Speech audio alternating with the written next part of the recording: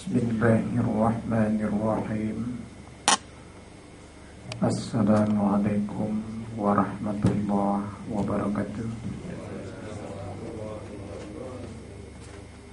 Alhamdulillahi rabbil alamin. Wassalatu wassalamu ala asyrafil anbiya'i wal mursalin wa ala alihi wa sahbihi ajma'in. Pertama-tama sekali marilah sama-sama kita mengucapkan puji dan syukur kita kehadirat Allah Subhanahu wa ta'ala yang telah melimpahkan nikmatnya kepada kita bersama berupa nikmat iman dan Islam. Selanjutnya salawat beserta salam sama-sama kita ucapkan kepada Muhammad Rasulullah sallallahu alaihi wasallam. Yang terhormat bapak-bapak dan saudara-saudara saya yang hadir pada kesempatan siang hari ini. Nah, pada kesempatan siang ini Allah mempertemukan kita untuk yang kedua kalinya. Pada pertemuan yang lalu kita sudah berbicara tentang persoalan yang berkenaan dengan membangun hidup yang penuh tentram, damai, penuh cinta dan kasih sayang. Nah, ketika kita berkeinginan untuk membangun kehidupan yang tentram, damai dan penuh cinta dan kasih sayang, baik pada diri kita, di tengah-tengah keluarga kita, pada masyarakat di mana kita berada dan pada bangsa ini, yang paling kita perlukan dulu adalah apa standar ukur hidup yang bisa tentram menurut Allah dan Rasul. Karena tak mungkin kita mengambil standar ukur dari ukuran kita, karena semua orang beda ukuran tentram menurut pribadinya. Ukuran damai juga berbeda, ukuran cinta dan kasih sayang berbeda, tapi menurut Allah. Standar pertama menurut Allah adalah keterkaitan urusan hidup kita dengan Allah.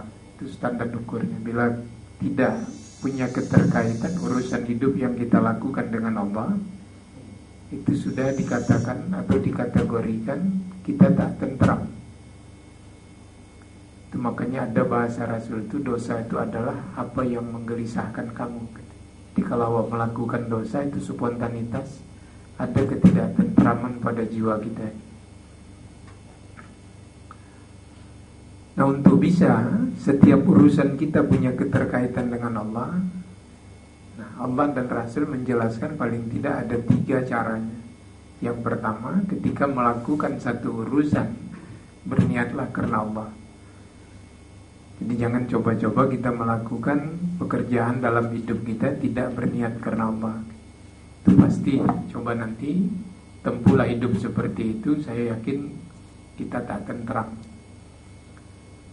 Kalau karena keuntungan, pasti dalam hidup ada rugi, jadi gak mungkin tentram. Kalau karena Allah, untung dia tentram, rugi juga tentram. Karena dia melihat hidup itu proses, bukan hasil. Posisi dia kaya, dia bisa tentram, dan miskin pun dia bisa tentram. Karena bukan kaya miskin membuat dia tentram, tapi keyakinan dia kepada Allah yang mengatur hidup untuk bisa mendapatkan kekayaan dan kemiskinan itu sendiri. Jadi yang kedua yang harus kita tuju jelas.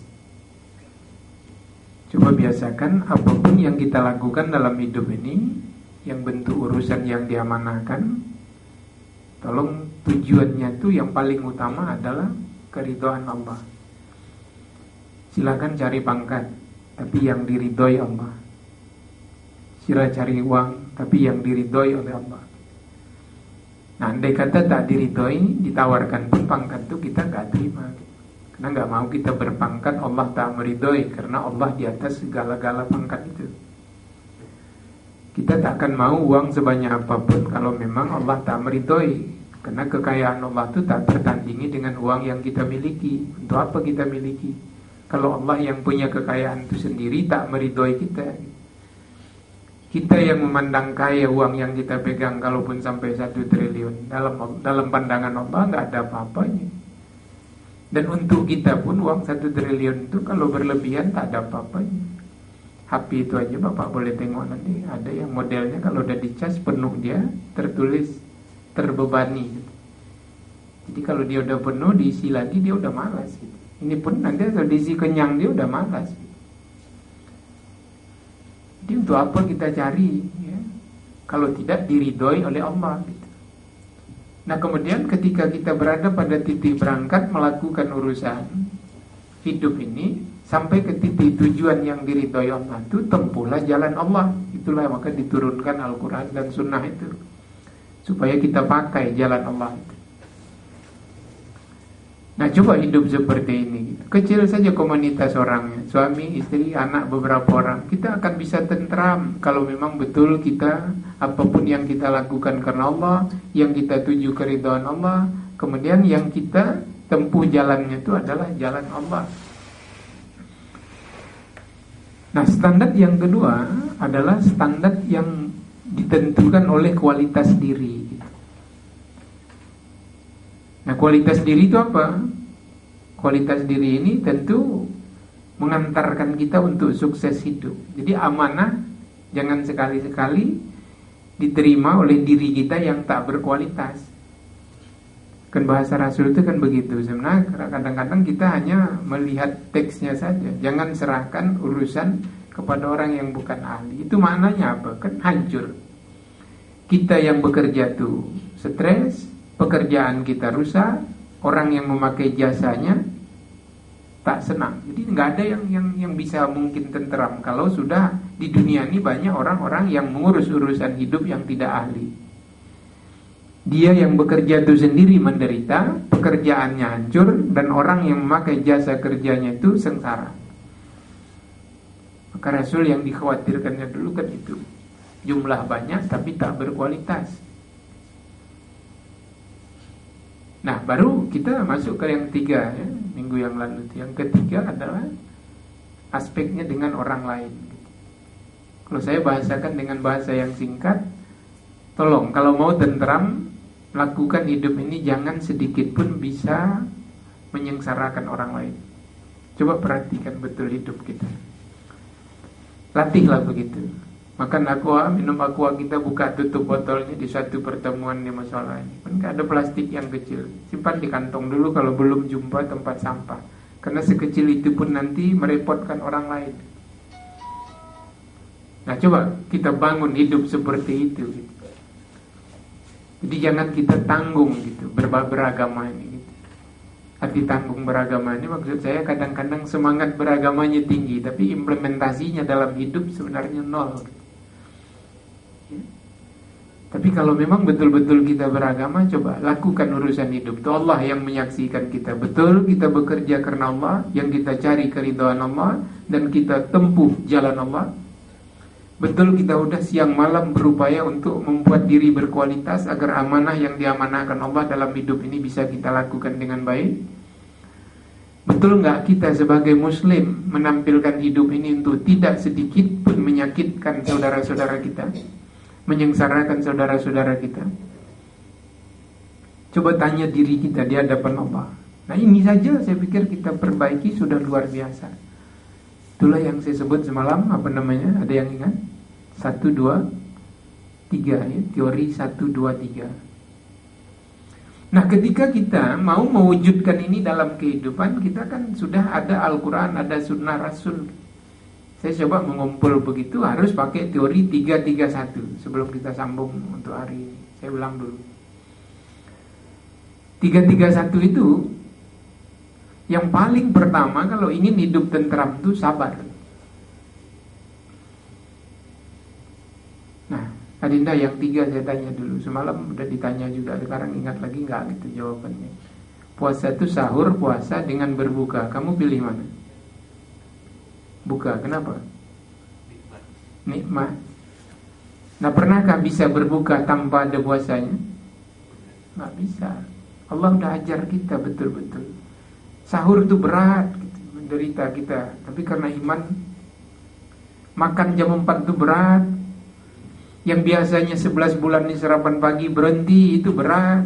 Ini siang ini berat. Tengok betapa banyak kita tadi. Saya pikir ini perusahaan yang udah mengizinkan. Ini izin perusahaan kita ngaji? Izin. Dipakai waktu ini. Sekarang kok kita tanya saudara kita yang meninggalkan majelis ini, apa alasan? Karena merasa besar, karena merasa paham berbeda gitu. Kalau begitu menampilkan Islam, siap-siaplah untuk sengsara. Coba awak lawan dulu hawa nafsu itu. Tadi yang makanan itu awak sanggup menahannya. Coba demi menghargai orang, umpamanya kalau ada kata, ada pemahaman awak berbeda, kenapa awak tinggal? Dengar kenapa? Kalau paham penyebabnya. Saya gak akan pernah mau menerima seorang muslim yang baik, seorang ulama besar. Coba tengok salafus sholihin, murid dia yang jauh 300 kali lebih lipat, gak ada gunanya didengar. Kata dia, majelis yang seperti ini, duduk aku lebih mahal harganya dari aku bangkit, walaupun yang mengajar itu muridku. Awak baru tahu sedikit saja, paham sehingga tak pernah bisa lagi mendengar orang lain. Aduh, nauzubillah, hancurnya kita ke depan kalau begini orang-orang beragama.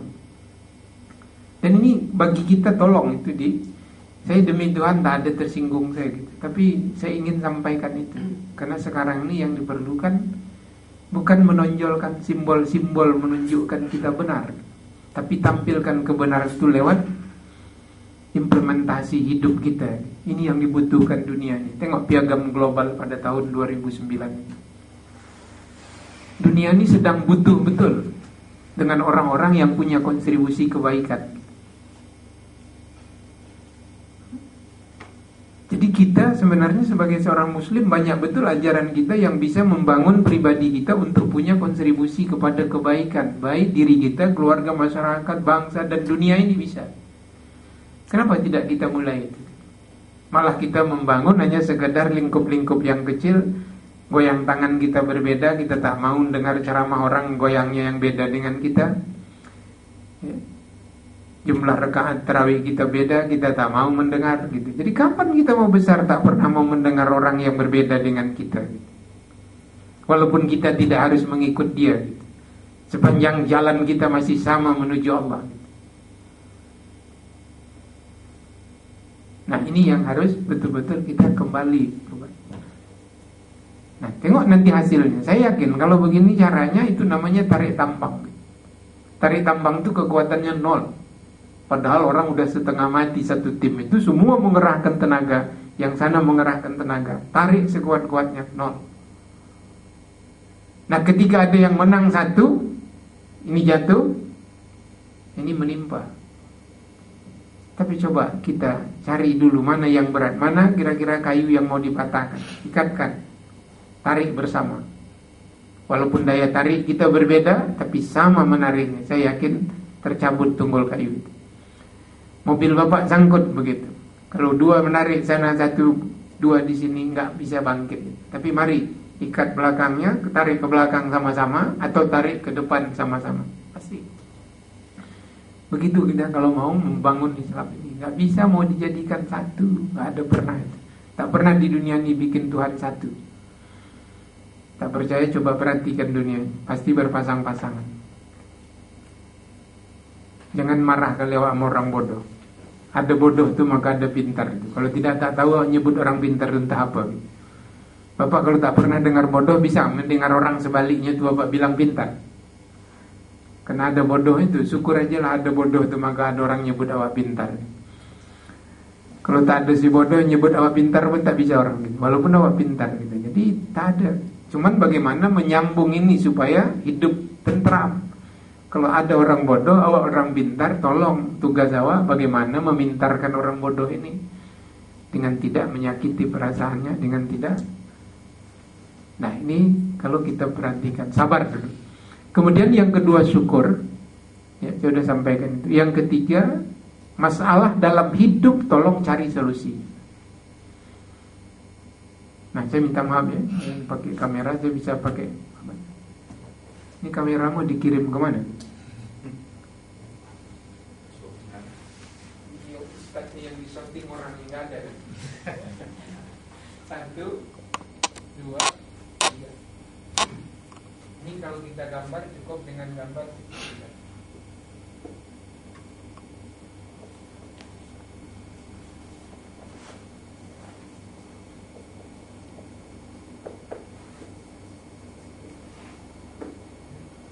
Nah, satu lagi.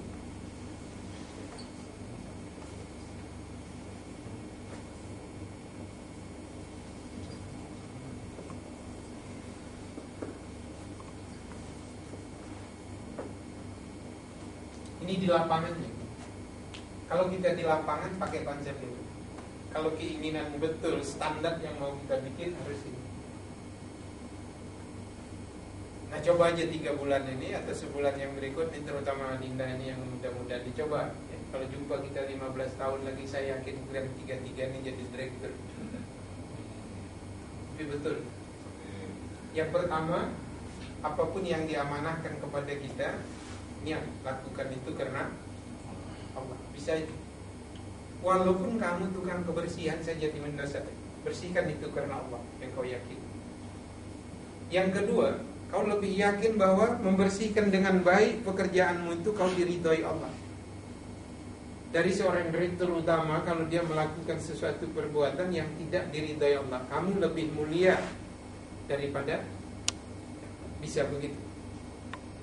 Kemudian ketika kamu berangkat dari rumah bekerja menuju keridhaan Tuhan dalam kerja, di jalan ini banyak hambatan, jangan bergeser sedikit pun, tempuh jalan Allah.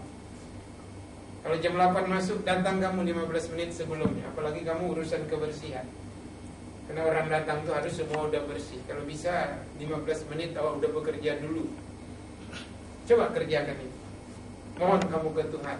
Yang pertama, kerjakan dulu apa yang sudah diamanahkan. Itulah batu loncatan kamu untuk menjadi orang yang naikkan.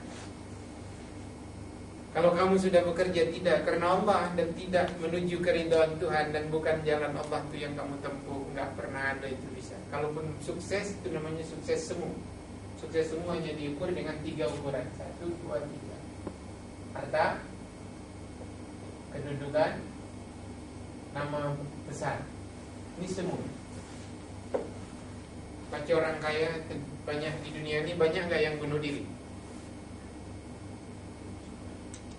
Saya baca itu banyak betul orang terkaya di dunia tapi akhir hidupnya bunuh diri.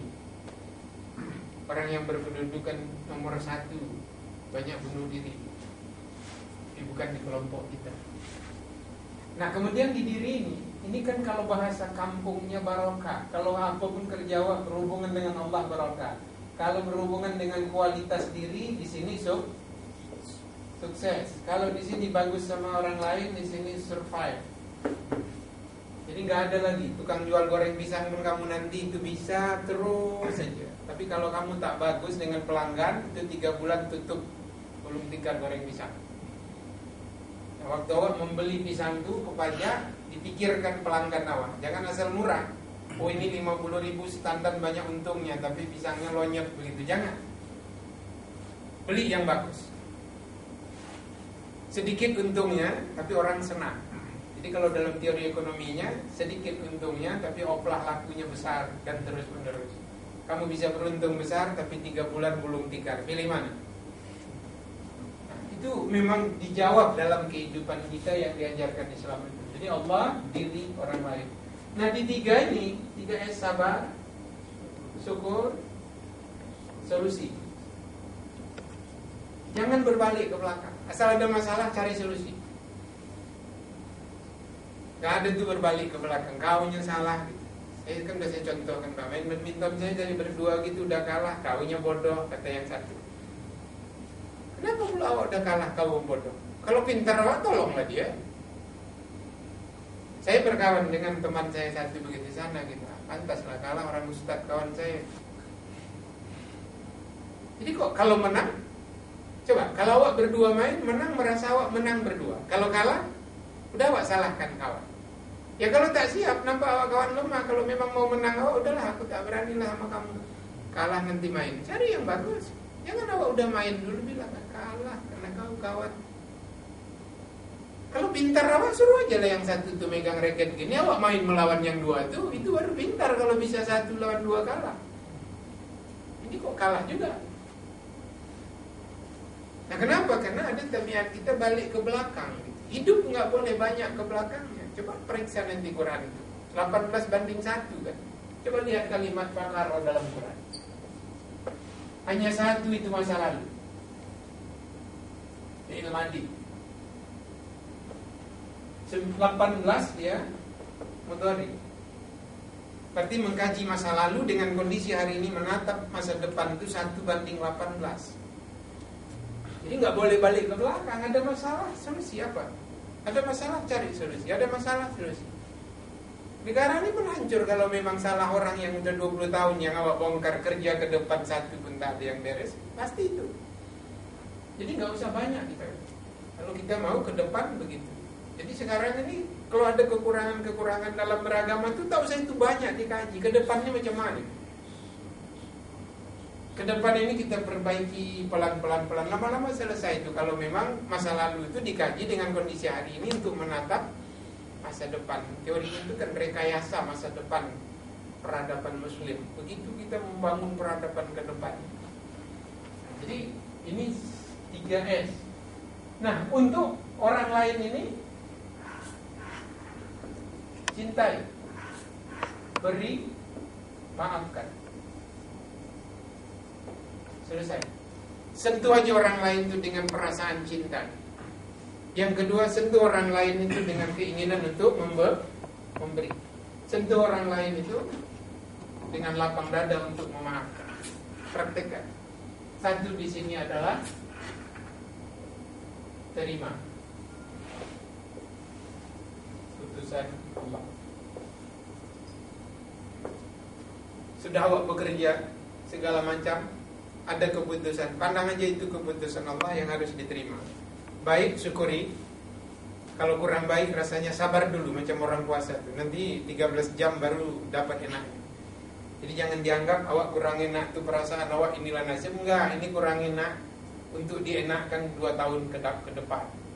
Kamu sekarang kerja mungkin 5 tahun kurang enak, itu 10 tahun lagi baru enak. Jadi jangan sekarang begitu melangkah mau enak, enggak ada itu.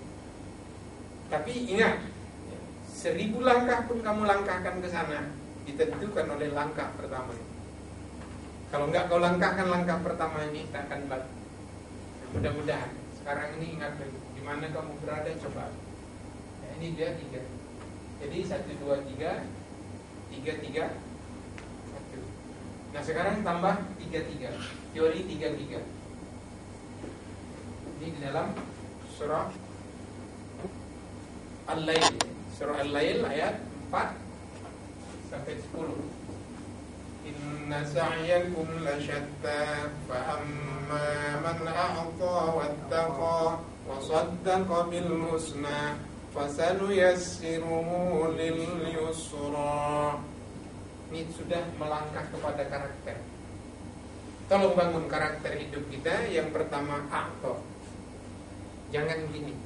Tolong gini. Tadi saya mendengar kenapa kalau tak ada pun kira-kira perusahaan umpamanya membantu untuk dana, apa miskin kita nggak mengaji ini, kamu bisa nggak dipotong 50.000 sebulan dana untuk ngaji? Betul?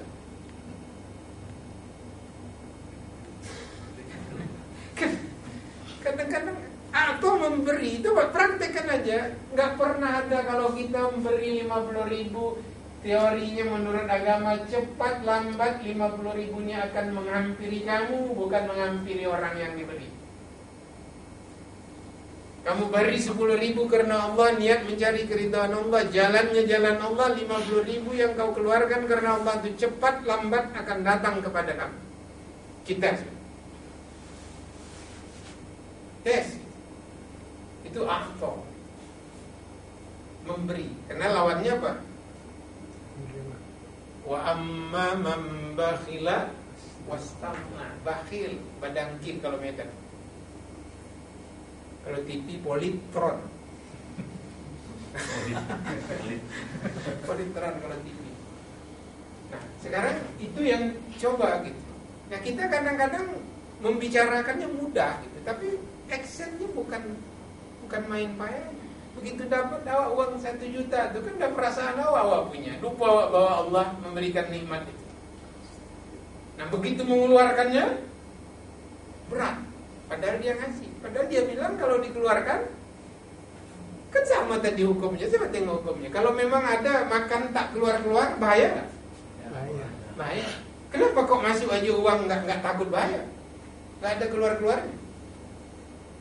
Ada pula orang terima gaji nggak ada keluarnya, tak ada zakatnya, tak ada infaknya, tak ada sedekahnya. Itu nanti gembung kali, cuman nggak di sini digembungkan Tuhan. Sedangkan kita aja kalau makan tak keluar habis, bahaya. Keringat aja tak keluar, bahaya.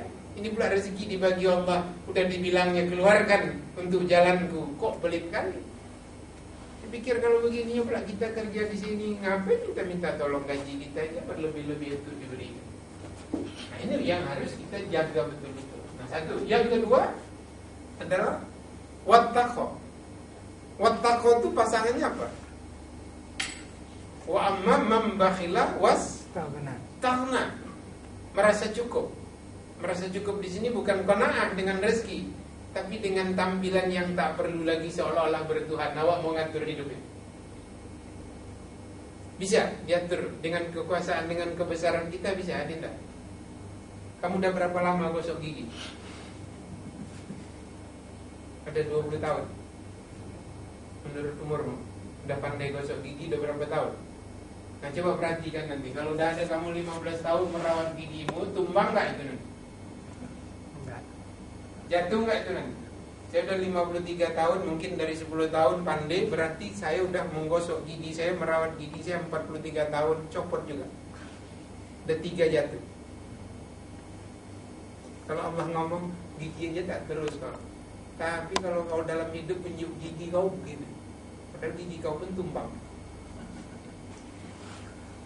Nah, kan begitu orang melihat. Jadi jangan Quran itu dibaca saja yang munazzalan. Yang mau kawinnya tuh, yang nampak dalam peristiwa itu coba tengok. Tanya istri kita, berapa lama Adinda udah berbedah merawat muka? Tanya ini yang perempuan kalau ada yang di belakang. Udah berapa tahun dia merawat mukanya? Coba berkaca, makin lonjong atau makin bagus? Jadi kita yang udah berupaya merawat itu pun, berapa lama kita udah pakai minyak rambut, menyuburkan rambut? Makin datar nggak kening? Coba tengok. Datar, nggak bisa. Berapa lama kita udah beli obat penghitam rambut? Allah udah bilang, begitu nanti berubah umur kamu, dhafan wa syaibah, lemah kamu kembali dan bertaburan uban. Carilah obat hitam apapun, takkan bisa itu. Itu mau merasa cukup.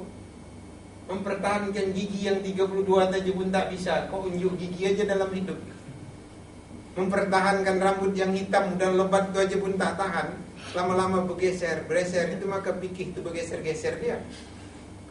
Coba fikih itu kan bergeser. Di mana batas muka? Di batas tempat tumbuh rambut. Nah, tandai pakai spidol. 2 tahun lagi nanti naik, 3 tahun lagi naik, sampai kemari jadi kepala. Jadi yang disapu mana? Jadi kalau andai botaknya sampai kemari, jadi basuh mukanya sampai. Maka fikih itu beda-beda, nggak usah awak repot kali, karena dia memang awak yang memberikan definisinya. Yang tak berubah tuh basuh muka, titik. Batasnya itu awak memberikan batas pasti berubah. Tempat rambut di sini, coba tanda spidol. Kiblat aja berubah. Tapi ada yang tak mau berubah. 2 imamnya gitu, yang satu itu mau lurus badan. Jadi itulah yang paling payah awak beragama. Kiblat aja Pak, yang udah diukur dengan teknologi yang canggih gini. Jangan Bapak pikir semua mau begini. Jangan-jangan dulu yang membeli apa ini tak mau, dia gitu, dia imam luruskan juga.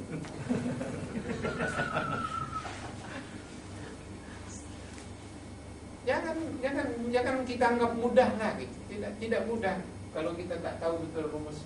Nah, kemudian atau tadi wattaqo. Kemudian yang ketiga apa? Wasaddaqa bil husna, menunjukkan yang mengarahkan kepada kebaikan. Coba kita betul-betul mengarahkan. Jadi bukan awak yang ditampilkan. Kita kadang-kadang kan awak yang merasa lebih baik dari orang, membonceng sombong awak. Betul. Kalau bapak menasihati anak, kira-kira ada nggak perasaan awak lebih baik dari anak? Atau memang awak pun belum baik kan? Coba awak berbahasa sama anak, bapak hanya mengarahkan untuk kebaikan. Jangan-jangan di mata Tuhan bapak pun belum baik. Jadi sama-sama anak. Coba berbahasa begitu sama anak. Mana lebih dalam pengaruhnya? Dari kan kau tak ada pula mengerti kau baik, percuma aja kau sekolah. Itu sombong. Kalau dibalikkannya, bapak pun kalau aku tengok pun tak mengerti juga baik.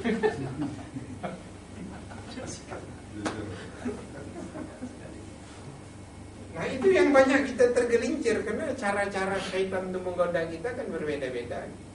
Nah ini 3-3-1. Coba tengok lawannya juga. A'to bakhila, wattaqo wastaghna. Yang satu lagi wasaddaqa bil husna fakadzdzaba bil husna. Nah, itulah yang membuat dunia ini rusuh, karena karakter itu. Nah baru masuk kita yang keempat. Habis keempat ini terakhir, keempat judulnya Jalan Dua Kali Bertemu. Nah yang keempat, satu-satu. Ini namanya keseimbangan, tawazun. Satu-satu itu teorinya, tolong pada diri ini periksa, ada internal diri, itu tolong diseimbangkan. Itu kalau tak seimbang, menderita kali itu. Kamu pernah nengok orang sholat, waktu dia ruku, waktu dia duduk antara dua sujud gini, pernah Pak? Ngapain itu? Ada dalam kitab kayak gitu? Enggak. saya pernah, saya tengok saudara saya sholat gini, aduh sedih saya nengoknya. Dalam kitab nggak ada gini, karena ini nggak bisa dilipat. Jadi tengok, satu saja yang sudah tidak terurus baik berbahaya dalam tampilan. Itu baru satu, berarti fisik. Jadi satu yang internal, ini dibagi satu-satu nih, internal diri, ini satu fisik. Yang kedua, emosi. Nah untuk ukuran kita di negara kita nih, emosi kita Pak, udah cerdas atau memang lebih parah dari IQ?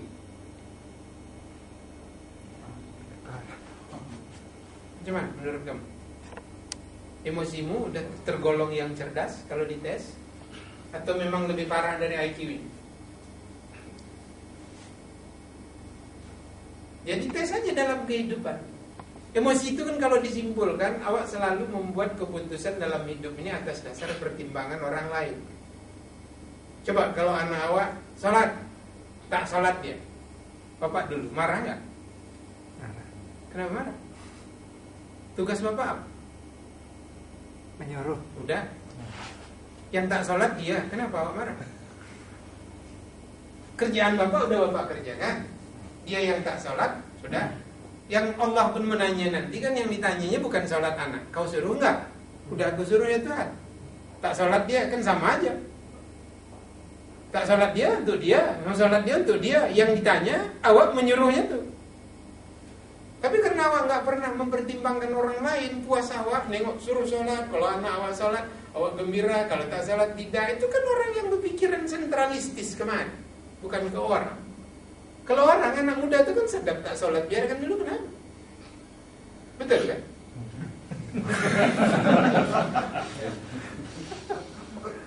Ya awak nggak marah, maksud saya tidak awak marah, awak nyuruh aja, yuk kita bimbing, arahkan saja gitu. Ini nanti kan berjalan sebuah proses sedang menuju. Jangan awak umur 50 ini menyuruh orang sholat, awak inginkan orang 23 tuh dengan gaya sholat awak. Itulah namanya orang tak cerdas emosi, tak paham orang. Mana mungkin dengan gaya saya macam gini 53, Ustaz, nak saya samakan anak saya dengan saya, nggak ada itu. Sholat saya, ayo sholat, udah Allahu Akbar. Begitu saya assalamualaikum, masbuk semua di belakang. Saya tanya aja dia, kemana tadi kok bisa masbuk? Paling satu kalimat aja saya bilang sama dia, Allah lebih senang kalau takbir awak dengan takbir imam itu sama. Udah, satu kalimat tadi. Sampai sekarang masih ada juga yang masbuk. dia sedang berproses, mana pula bisa awak macam meletakkan ini, pindahkan. Nah, nanti tak dipindahkan, diam dia. Ini pindahkan kemana-mana, berubah aja. Kalau seumur yang ini. Nah itu dia yang perlu kita bangun. Nah kemudian yang kedua, yang ketiga apa namanya? Mental. Nah sekarang saya tanya, kalau maling dia memang lapar, itu banyak diambil. Paling mencuri ayam, curi pisang. Tapi kalau mentalnya maling udah kenyang pun, ambil orang punya. Coba didik itu. Nah, kembangkan itu. Kemudian yang ketiga, yang keempat apa? Spiritual. Ada orang enggak kerja, pulang kantor ini, yakin saya nanti udah sampai pensiun dia sekali pun dia tak masuk kemari. Padahal ini membicarakan tentang Allah Tuhan yang nyawa dia dalam taruhannya, harta dia, rezeki dia dalam taruhan Allah. Dibicarakan di sini, dia tak pernah mau tahu. Apakah itu bisa seimbang? Tak bisa. Nanti tunggu kata Allah. Kalau udah balik menghadap Allah, nggak bisa lagi semua-semuanya. Sekarang ini ya, kalau kalian berkumis, mana yang berkumis? Ini model bercukur kumisnya semua. Kalau yang berkumis itu umur-umur awak 40 ke bawah, kumisnya ke samping. Asal lewat 50 nuki. Jadi nggak usah bergaya kan. Itu makanya cukur lah supaya jangan nampak mencukir. Orang cukur kumis itu kan takut dia menukik. Kalau ini nggak ada berapanya karena ke bawah semua. Kalau ini asal tua wah, apalagi mati langsung masuk ke bibir. Nah, terus, nah kalau yang eksternalnya apa? Eksternalnya cukup tengok aja, jangan jadi rakus sekali sama jabatan. Udah kebanyakan jabatan kita. Dinda udah beristri, berarti udah ada satu tugas. Suami. Udah punya anak? Sudah. Udah dapat 2 lagi. Ayah masih punya ayah ibu? Ibu masih. Ibu masih status anak. Masih punya tempat tinggal? Ada orang di sana? Masih. Masih sendirian aja tuh ada orang-orang di tempat itu? Ada. Di hutan belakang. Nah, ada berarti warga. Di Indosat bekerja karya dan 5. Mudah menyimbangkan. Di sini mungkin nomor 1 karyawan terbaik, tapi ada orang satu di sana menderita di rumah sana, namanya istri. Kalau dia nanti melapor ke Tuhan, macam mana? Inilah suamiku nih yang bisa mengurus perusahaan sampai bertriliun untung perusahaan, tapi aku menderita dibuatnya Tuhan. Bisa udah dipertanggungjawabkan. Memang tak melapor dia. Satu. Nah anak, kalau dia ngomong, ya Tuhan, aku memang tak baik di dalam hidup ini, tapi ayahku sibuk mengurus urusan kerja, dia tak pernah dia memperdulikan aku. Itulah penyebab aku buruk. Kalau begitu anak awak di hadapan Tuhan bisa dijawab. Kalau udah kita suruh tadi bisa, ya Tuhan aku udah ajar, aku udah didik. Anak itu bahkan nanti menghadap, istri itu menghadap ke Tuhan melaporkan tanggung jawab awak. Mama ayah awak melapor. Kemudian keluarga awak tempat tinggal melapor, perusahaan ini melapor. Sudah siapa itu tunjuk tangan yang bisa 4-5 tugas itu seimbang? Coba, Adinda cuman udah berisi? Sudah? Udah punya anak? Sudah? Punya orang 2 lagi? Punya. Nah ini coba lakukan. Sekarang awak minta-minta dulu begitu, bisa nggak bertanggung jawab? Kalau sempat anak nanti melapor, saya 1, istri saya 1, itu maka takut saya istri 2 gitu. Karena nanti yang satunya aja melaporkan saya bisa babak belur saya. Ya, belum tentu bisa saya urus. Karena Allah sudah menyatakan adil. Awak kan belum sanggup, jangan main-main. Jangan diambil ayatnya boleh 4-nya. Boleh 4-nya itu hanya status hukumnya saja gitu. Secara nizamnya aja boleh. Tapi kan kita ini bukan soal boleh tak bolehnya. Kita yang mau menjadikan dia istri itu bisa nggak bertanggung jawab adil, yang akan dipertanggungjawabkan di hadapan Tuhan. Nah anak itu nanti bisa nggak kita pertanggungjawabkan? Saya punya anak 4, bayangkan itu nanti kalau itu melapor ke Tuhan. Saya punya warga tempat saya tinggal itu, sampai Rasul mengatakan kalau saya makan dengan penghasilan saya yang halal, ada tetangga saya yang menderita, La yu'minu, tak beriman. Awak berbuka penuh meja ini, tapi orang yang makan dia untuk sahur pun tak ada. Tapi awak masih tenang dalam hidup ini. Yang tahu awak berangkat kerja, pulang, berangkat kerja, pulang, semua fasilitas cukup dalam hidup. Padahal ada 2 tetangga yang kelaparan, dia tak pernah minta, awak tak tahu. Kalau dia lapor ke Tuhan, bisa awak selamat? Jabatan itu aja pun sudah yang 5-7 babak belur awak, tambah pula lagi berebut jabatan, tidak pingsan dunia. Nah sekarang itu mari kita lakukan. Jadi 1, 2, 3, 3, 3, 1, 3, 3, 1, 1. Nah demikian. Billahi taufiq wal hidayah. Assalamualaikum warahmatullahi wabarakatuh. Kalau ada yang mau ditanya silakan. Kalau tidak, udah kerojokan saja lah itu, amalkan. Dites. Sama saya nggak mau saya berdebat-debat. Nah saya mengambil bidang di dalam Islam ini berceramah implementasi.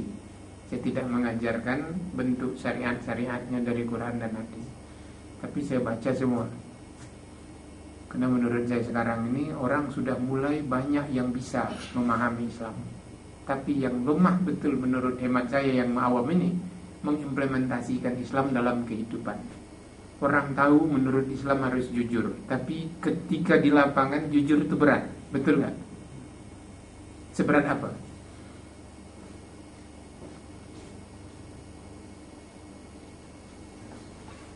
Sama istri udah bisa jujur betul? Kalau gaji 5 juta berani bilangkannya 5 juta, atau ada yang dirondokkan sikit-sikit? Tak bisa. Kenapa berat? Karena Allah memasangkan sama 2 suami sama istri. Kalau ada 1 boros, ada 1 bakhil atau bedangkit. Ini yang mana? Kalau yang bedangkit itu biasanya yang mana? Yang bapak atau yang ibu? Ibu. Kalau yang boros? Bapak. Itu maka jadi pasangkan.